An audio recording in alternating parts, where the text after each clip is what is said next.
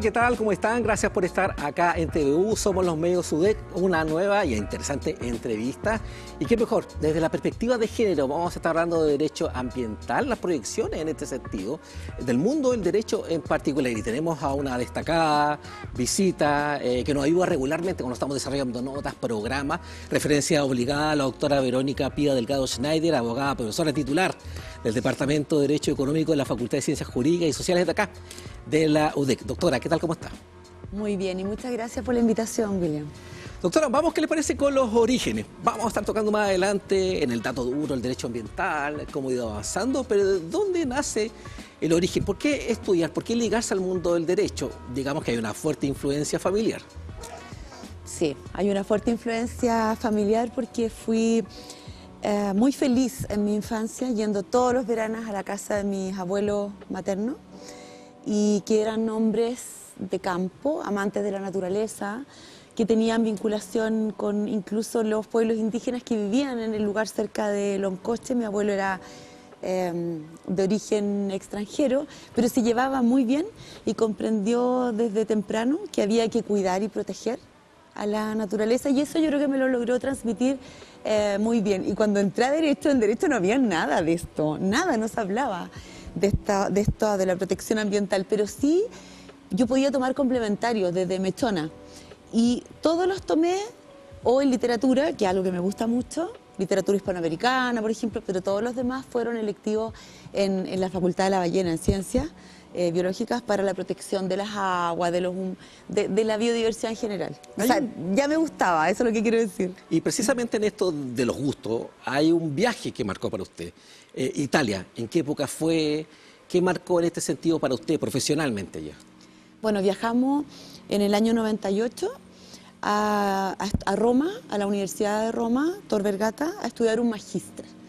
Y ese magíster era en daños, en general era en daños. Entonces tú tenías clases 2 años para estudiar el derecho europeo y latinoamericano sobre los daños, y después yo tenía que hacer una tesis. Y yo ya tenía mi tema de tesis, y el día anterior a cuando tenía que anunciar esta tesis, me insomnio toda la noche y cambio el tema y elijo daño ambiental. Y ahí me meto en el mundo ambiental, porque en realidad me tenía sorprendida que esto de que en Italia se hablara mucho en la Universidad de Derecho de la protección que el derecho tenía que dar al medio ambiente, y acá yo no escuchaba nada, y allá me sorprendió todo, y veía cómo se dictaban directivas europeas en materia de protección de las aguas, de los humedales, del medio ambiente en general. Se empezó a hablar de cambio climático, y entonces yo ahí decidí irme por ese lado, y luego desarrollo mi doctorado específicamente en temas ya derechamente ambiental. Me cambió la vida, ese viaje me cambió la vida. Y en este cambio de vida, ¿qué significó la vuelta a Chile? Tratar de desarrollar esta área en particular. Y lo conversábamos antes de entrar en la entrevista. ¿No ha ido a la par el trabajo con las organizaciones sociales, las fuerzas vivas que le mencionamos nosotros, con los marcos jurídicos? Ahí hay harto lo cual ir a avanzar e ir actualizando. Bueno, es que ese es un estímulo muy importante para mí, porque en realidad el derecho, yo les enseño a mis alumnos, siempre llega atrasado a la evidencia científica. O sea, ¿desde hace cuánto que hablamos de cambio climático, por ejemplo? Y recién tenemos una ley de cambio climático, el 2022.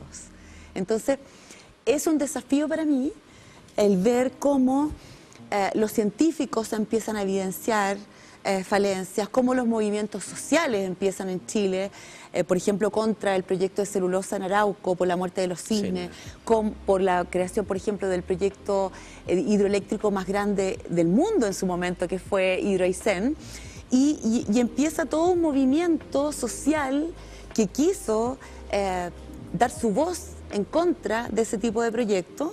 Un periodismo que también estuvo atento a eso. Se empezaron a destacar estos temas en los medios de prensa, en los foros, y siempre el derecho quedó relegado. Y entonces yo creo que eso para mí fue muy importante, y de hecho llegué de Italia, empecé a hacer clases en la universidad, poquitas horas, y decidí ser fiscal de la Comisión Nacional del Medio Ambiente de la región del Biobío, y ver en concreto, en terreno, qué significaba aplicar una ley del ambiente. Porque yo, claro, venía con un estudio de doctorado que a veces son bastante, así por decirlo, académicos, ¿no? Y yo venía con todo este empuje, pero quise como aplicarlo en concreto, ver las dificultades de una ley del ambiente del año 94, que obviamente necesita ser actualizada. Y ahí empecé mi carrera como abogada en Derecho Ambiental, y luego afortunadamente pude entrar a la Universidad de Concepción 44 horas para ambientalizar mi facultad. Así fue como me contrataron: ambientalice esto usted. Y trabajo hasta el día de hoy, y espero que ese sea mi mejor aporte a la Universidad de Concepción, en que se han escuchado los científicos de las universidades, especialmente de la mía, en la tramitación de los proyectos de ley en el Congreso Nacional para que salgan mejores leyes. Doctora, se ha destacado como referencia a su trabajo, el del fiscal del Ministerio Público, Ana María Aldana, en este territorio. Usted es autora de más de 20 artículos en revista especialidad, 11 capítulos de libros, y así podríamos estar hablando toda la tarde de su currículum. Pensando en esto, en lo que estamos conversando, ¿hacia dónde apunta hoy usted en particular? ¿Cuál es su desafío? Pensando también en las imágenes que estamos viendo de fondo, que me imagino que también marca un punto de inflexión para usted, para su familia, para sus profesionales cercanos, para sus seres queridos, para su entorno familiar. Bueno, yo creo que el haber sido reconocida ahora como profesora titular en realidad es motivo de mucho orgullo, de mucho agradecimiento a mi universidad y a mis pares. Y eso es, como lo dije en el discurso, porque fui elegida por mis colegas, o sea, fue designada o elegida, no sé, pero me dijeron: haga usted el discurso. Y yo me tomé con mucho compromiso esto de que en realidad esto es muy estimulante para seguir en este trabajo, pero este trabajo yo lo estoy enfocando básicamente, y eso es lo que quiero hacer en el futuro, en tres líneas. Uno, que es investigar. A mí me encanta investigar, y es por eso que trabajo en un proyecto, bueno, tengo un fondo, por ejemplo, en derecho de aguas, en reconfigurar el nuevo derecho de aguas, en ambientalizar el derecho de aguas. Trabajo en un proyecto que se llama Núcleo Milenio and the Speed, que tengo la suerte de dirigir con el doctor Manuel Prieto de la Universidad en Arica, para proteger los bofedales, que son uno de los humedales quizás más desprotegidos que hay. Tenemos ley de humedales, pero ley de humedales urbanos, por ejemplo, y estos bofedales altoandinos están a 3.500 metros de altura. Entonces, nosotros estamos investigando cómo proteger a esos humedales que son muy específicos. En segundo lugar, quiero formar capital humano, y para eso trabajo en el Centro Derecho, Ambiente y Cambio Climático, que también dirijo, donde trabajan más de 25 investigadores jóvenes, y que es así, pero tremendo equipo de trabajo, porque yo creo que formando jóvenes hay más esperanzas de que el derecho pueda influir en la toma de decisiones, pero siempre de manera interdisciplinaria. ¿Y dónde están las inquietudes de estas nuevas generaciones? Bueno, estas nuevas generaciones están bien complicadas porque, como bien sabemos, el mundo que les va a tocar vivir es un mundo a veces más difícil, ¿no? Un mundo que acá en Chile, por ejemplo, va a ser con menos agua, con eventos extremos como los que estamos viendo ahora, con pérdida de biodiversidad. Más del 70% de la población en Chile ya vive en ciudades contaminadas por material particulado. Entonces, por un lado, les toca como un mundo un poco difícil. Hay adolescentes incluso que desarrollan una cierta como angustia, un poquito ansiedad climática, por lo que estamos viendo. No sabemos hasta dónde va a llegar la migración climática, por ejemplo. Lo estamos viendo en el norte, en que muchas comunidades que viven en el mundo altoandino se tienen que ir porque ya no hay agua y se mueren los bofedales, y ellos alimentan a su ganadería camelia, por ejemplo, en base a eso. Entonces, por un lado está esa cosa un poquito negativa, pero por otro lado uno encuentra que hay una generación de jóvenes que son mucho más educados en temas ambientales, que son activos, que les gustan hacer cosas, que creen en la solidaridad, en las campañas de muchos, utilizan las redes sociales de manera muy eficiente para meter una idea ambiental. Y entonces a mí, sobre todo, me interesa destacar lo bueno de ellos, cómo ellos pueden organizarse y mover las cosas para que funcione todo mejor. Yo tengo mucha esperanza en ello. Doctora, usted fue designada por la ministra de Medio Ambiente como asesora jurídica del Comité Científico de este tema del proyecto de ley. ¿Cómo convive el mundo académico con el mundo de las salas del Congreso, de las comisiones? Donde es evidente la falta de consenso de repente. ¿Cómo convive esto? Las necesidades de nuevos marcos más robustos, acorde con los tiempos, ya vamos a hablar de la ley de suelos en particular, con el Congreso? Mira, es que ese es un tema que a mí realmente que me apasiona. Es el tercer pilar de lo que yo quiero hacer en mi vida en el futuro y que no alcancé a decir. Efectivamente, yo creo que la universidad, la ciencia, tiene una gran oportunidad en estos minutos en el Congreso Nacional para sacar leyes que sirvan, sacar leyes que no lleguen tarde, sacar leyes que escuchen a los científicos y por lo tanto sean mejores leyes. Esta relación entre la ciencia y la política pública no es fácil, pero yo he visto, y en eso trabajo, cómo en los últimos años hay una cierta tendencia a que los que toman las decisiones escuchen a los científicos. Mira, se dio, por ejemplo, cuando teníamos que redactar las NDC, que son las contribuciones nacionalmente determinadas, los compromisos internacionales de Chile ante el cambio climático, y se convoca a todos los científicos de Chile para que le hagamos sugerencias al gobierno. En segundo lugar, porque se empezaron a invitar científicos a las discusiones de los proyectos de ley para que dieran su opinión, si son buenos o malos. Pero ahora que tú me preguntas y me dices, ¿cómo está la ciencia en el Congreso Nacional cuando hay tanto disenso? Bueno, la ley de turberas es el mejor ejemplo, porque este proyecto de ley se presentó por parlamentarios para proteger un tipo específico de ecosistemas que son las turberas, por un problema del sur de Chile que es la sobreexplotación del musgo, pompón o magallánico, como se le llama. Y resulta que el Senado dijo una cosa y la Cámara de Diputados dijo todo lo contrario. Unos querían flexibilizar la actividad y otros no. Cuando pasa eso en el Congreso Nacional se llama una comisión mixta, que tiene que zanjar estos problemas. Y en la comisión mixta se le pide por los senadores y diputados a la ministra de Medio Ambiente que nombre un comité científico que dé sugerencias para resolver este problema en el Congreso Nacional. Y la ministra convoca a un comité científico experto en turberas, me invitan a mí como asesora legal para que ayude también a redactar estas normas, y se proponen normas y logran el consenso unánime. No logramos, el comité científico no logró todo lo que quiso, pero gran parte de lo que propuso la ciencia fue para lograr el acuerdo entre senadores y diputados, y tenemos por fin una ley de turberas. Y hablando de consenso, de nuevas políticas, hace poquito, el año pasado fue, quizá me puede traicionar la mente, se lanzó la nueva política del litio. Se ha hablado siempre que tenemos el capital humano, universitario, para poder desarrollar por un lado, que fue lo que ha remarcado el presidente Boric, la producción, la extracción y la conservación. Me imagino que es un área que usted conoce bien de cerca. Lo que hemos conocido, pongo esto como un ejemplo, sí. Usted puso otro ejemplo hace muy poquito también. ¿Vamos por el camino indicado? ¿Vamos por la vereda correcta? ¿Estamos caminando por la vereda correcta?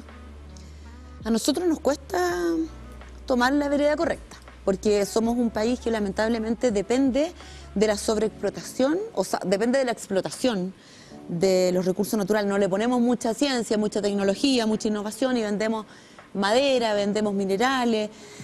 Y entonces, como las economías siempre quieren todavía crecer económicamente, existe como la tendencia a no querer dictar tantas normas ambientales, porque se malentiende que las limitaciones ambientales implican de no crecer. Pero lo que no entendemos es que podemos crecer y debemos crecer, pero de manera sustentable. Incluso hay una tendencia que dice que no hay que crecer más, sino que tenemos que ser más ahorrativos en el consumo, aprender a vivir de manera más responsable. Entonces, el litio en Chile representa, como el hidrógeno verde, un gran desafío, porque desde el punto de vista de la economía, todos queremos que el país le vaya bien y que tengamos recursos para la educación, para la salud, etcétera. Pero a la vez tenemos que estar conscientes que la sobreexplotación de los recursos, como lo hemos hecho tanto tiempo, sobre todo en la pesca, que cuántas pesquerías hemos perdido por la sobreexplotación, ese error no lo podemos volver a repetir. Y entonces tenemos que entender que el litio tiene que ser explotado de manera sustentable. ¿Y eso qué significa? Significa que tenemos que proteger los ecosistemas que están al lado, las comunidades que viven a su lado, porque tenemos que mantener estos ecosistemas para la vida que viene, para las generaciones que vendrán. Entonces se aprueba esta Estrategia Nacional del Litio, pero por primera vez también se ofrecen lugares en que la extracción del litio va a estar prohibida, que son algunos lugares que son parques nacionales, por ejemplo, y la actividad debe ser desarrollada con cuidado. De hecho, la OSDE nos acaba de entregar nuestro informe de desempeño ambiental, donde acaba de mirar los últimos años, nuestras leyes, nuestras políticas. A mí se me invitó a comentar este informe de desempeño ambiental en la CEPAL y el mensaje es claro. Ustedes tienen que desarrollar el litio con cuidado, con líneas de base pública, protegiendo los ecosistemas que están alrededor y no sobreexplotar el recurso sin responsabilidad. Y hablando de referencias extranjeras o tratando de perfeccionar nuestro sistema, ¿dónde está la mirada? ¿Dónde siente usted que se están haciendo bien las cosas? ¿O se está caminando de acuerdo a lo que se requiere? Mira, el derecho ambiental hay mucha cosa, hay mucho tema. Tenemos cada zona muy distinta una de la otra. Claro, agua, suelo, biodiversidad, humedales, glaciares. Y en cada una de estas materias hay realidades distintas y realidades compartidas. Entonces nosotros generalmente cuando enfrentamos un problema y queremos dictar, por ejemplo, una ley, tenemos que mirar países que se parezcan a nosotros. Si somos país OECD, generalmente estamos mirando también lo que ya están haciendo los países OECD. Ellos a veces reaccionan antes. Por ejemplo, hoy día la Unión Europea es un referente en dos cosas. En el Green Deal, que es un acuerdo verde que firmó la Unión Europea ante la crisis económica después de la pandemia, y dice: nosotros vamos a reactivar la economía de la Unión Europea, nos vamos a endeudar, por primera vez la Unión Europea se endeuda, pero dice solamente vamos a ponerle dinero a las actividades sustentables. Y en ese contexto, por ejemplo, dictan ahora este año una ley que es la ley de la restauración de la naturaleza. Es decir, ellos dijeron, cuando los preventivos fracasó, vamos a tener que restaurar ahora al menos el 30% de lo dañado. Y de hecho, ese es un estándar OECD hoy día. En nuestro informe de desempeño ambiental nos dijeron, por ejemplo, tienen que restaurar ríos ustedes, porque los están perdiendo, se les están secando, porque no tienen agua por la sequía, o porque los derechos de agua otorgados y protegidos constitucionalmente por el derecho de propiedad no respeta el caudal ecológico de los ríos, no le deja el agua a los ríos para que no se mueran. Y entonces la OECD nos dicen, van a tener que cambiar la ley y van a tener que exigirle a los derechos del año 80, cuando llovía mucho, que ahora le dejen el agua a los ríos y van a tener que proceder a restaurar ríos. Esa es la recomendación que nos hacen, no sabemos si lo vamos a lograr. Mire, eso me da pie para precisamente preguntarle sobre otra área que también conoce usted, que hablábamos de ordenamiento territorial.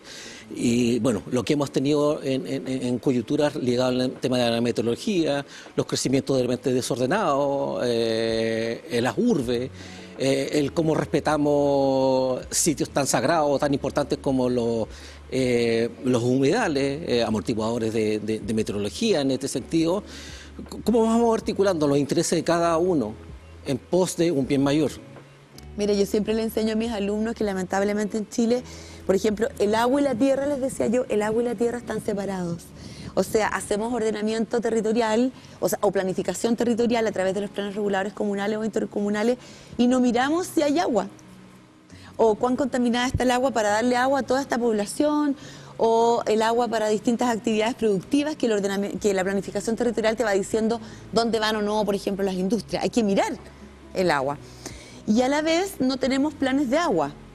Y entonces creo que esa crítica que yo hacía tan dura a Chile se está atenuando un poco, porque acabamos de aprobar la Ley Marco de Cambio Climático en el año 2022, que crea los planes de cuenca, y entonces ahora vamos a poder planificar nuestra cuenca. La cuenca del Biobío, por ejemplo, está priorizada, tenemos que hacer el plan de cuenca de aquí al 2026, y en este plan de cuenca vamos a decir qué vamos a hacer con esta cuenca, a quién le vamos a dejar el agua de aquí a 10, 20 o 30 años. Entonces tenemos que mirar cuánta agua hay, cómo está contaminada, cuánta agua vamos a tener de acuerdo a las proyecciones del cambio climático en 30 años más, y vamos a tener que ir tomando decisiones. Pero a la vez la ley de cambio climático modificó la ley de urbanismo y dijo, ojo, que cuando ustedes hagan los instrumentos de planificación del territorio, los IPT, los instrumentos de planificación territorial, planes reguladores comunales e intercomunales, y los PROT, que espero que algún día tengamos, los planes regionales de ordenamiento territorial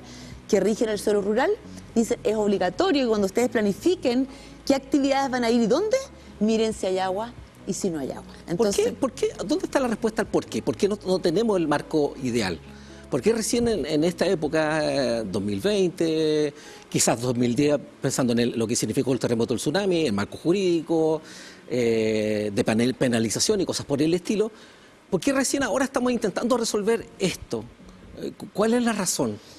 Mira, yo creo que nos limitamos por mucho tiempo solo a determinar los usos de suelo del suelo urbano, porque ahí se concentra la mayor cantidad de personas. Y por lo tanto, los conflictos se originan rápidamente cuando tienes un vecino que te contamina, ¿no? Una industria en la mitad de una ciudad, Coronel, con las termoeléctricas. Entonces, como que las leyes regularon donde había más conflictos en ese minuto, pero ahora es evidente que los conflictos se están dando en el mundo rural, porque nadie quiere las industrias en las ciudades, todas se van para afuera, y afuera no hay regla. En el suelo rural, donde están los ecosistemas quizás más prístinos, más importantes, los bosques, etcétera, no hay regla, en la ley de la selva. Tú puedes instalarte donde quieras pidiendo un permiso de cambio de uso de suelo. Y eso está muy mal. No tenemos ley de ordenamiento territorial. Hay países que ya hablan de ordenamiento ecológico. Nosotros no tenemos ley de suelo tampoco, estamos atrasados. Creamos los planes regionales de ordenamiento territorial como un gran logro de la descentralización, de que cada región pudiera decidir qué usos preferentes le va a dar a su territorio. Y ahí está, no tenemos ningún PRO todavía. Hay un reglamento en la Contraloría, no se nos traspasan las competencias de las regiones para hacerlo. Entonces, yo creo que tenemos poquita ley buena que no la podemos aplicar y nos falta todavía mucha regulación porque no dimensionamos bien la envergadura de los problemas y el derecho tiene que estar para prevenir los problemas y ya cuando el conflicto se genera para solucionarlo. Pero ha faltado entender que las buenas leyes tienen que estar para prevenir los conflictos en el territorio. Y dentro de este lugar en el cual nos encontramos, proyectando, ¿dónde va a estar la posición o el saber popular, el saber de la comunidad, para incorporarlo y seguir construyendo leyes, marcos, decretos, proyectos de ley, pongámosle el rótulo que sea? Mira, yo creo que ahora la ciudadanía está muy interesada en el tema de los residuos, porque es un problema con el que convivimos a diario, digamos. O sea, la gente dimensiona que existe ya la necesidad de que empecemos a reciclar y que ese reciclaje realmente vaya a puntos de reciclaje y no que se vaya luego toda la separación de basura a un mismo lugar. Entonces yo creo que la ciudadanía clama por que haya más instancias de reciclaje, la protección de los océanos. La gente también ya está entendiendo que no solo los humedales son valiosos, los humedales costeros, por ejemplo, la gente los protege mucho porque entiende que no solo hay biodiversidad, que mejora la calidad del agua, sino que también te salvan vida cuando viene la gran ola, ¿no? Sí. Del tsunami. Entonces la gente los valora, pero también ahora está entendiendo que si no hay agua dulce en el mundo, de lo que vamos a comer es de los océanos. Entonces también se está dando cuenta que no hay que contaminar los océanos, que hay que tener una pesca responsable, porque si no vamos a extinguir todas las especies, todas las pesquerías importantes y de qué vamos a comer el día de mañana, de qué va a trabajar nuestra gente en el fondo. Entonces protegiendo los océanos, los bosques de algas, los corales, creando áreas protegidas, también va a generarse más pesca y con eso va a haber más trabajo y más comida para todos. Quiero poner otro punto de bisagra en su historia profesional, humana en definitiva. Porque usted además es directora de la revista de Derecho UDEC y es la primera mujer en dirigir esta revista, que no es cualquier revista, es reconocida a nivel país, ¿qué decir? ¿Qué significa para usted eso? Mira, fue un gran desafío porque efectivamente es la revista de Derecho de la Universidad de Concepción, es la revista activa más antigua de Chile, tiene más de 90 años. Y hace tiempo atrás el ministro de Justicia, Luis Cordero, escribió una columna que se decía, ¿qué lee la Suprema? ¿Qué lee nuestro máximo tribunal para decidir los conflictos más grandes de Chile? Y la conclusión es que la Corte Suprema, él analizó las sentencias de la Suprema que citaban y llegó a la conclusión que los ministros de la Suprema leen libros y revistas, y dentro de la revista la más leída era la revista de Derecho. Entonces es una revista que además tiene mucha incidencia. Es una gran responsabilidad esta. Y es una gran responsabilidad. Cosa que se escribe, cada y siempre había sido dirigida por hombres y profesores del departamento de Derecho Privado de mi universidad. Entonces igual fue como algo muy distinto el que fuera una mujer y una mujer de otro departamento. Así que para mí también es un gran desafío estar bajo la dirección de esta revista y espero lograr las indexaciones más altas que pueda tener una revista de Derecho en Chile, ojalá pronto. Bien. Doctora Verónica Pía Delgado Schneider, gracias por estar con nosotros y conocer un poquito más, no tan solo de su historia profesional, sino también humana. Muchas gracias, encantada de venir y aprovecho de saludar a mis padres, Ramón y Rosita, que son siempre grandes fanáticos del trabajo que se hace aquí en la Universidad de Concepción. Los dos son egresados también de esta casa de estudio, y a mis hijos Fernanda y José Ignacio. Bien, ahí están los saludos del caso. Ustedes manténganse aquí, como siempre, en la sintonía de TVU. Somos los medios UDEC. Chao.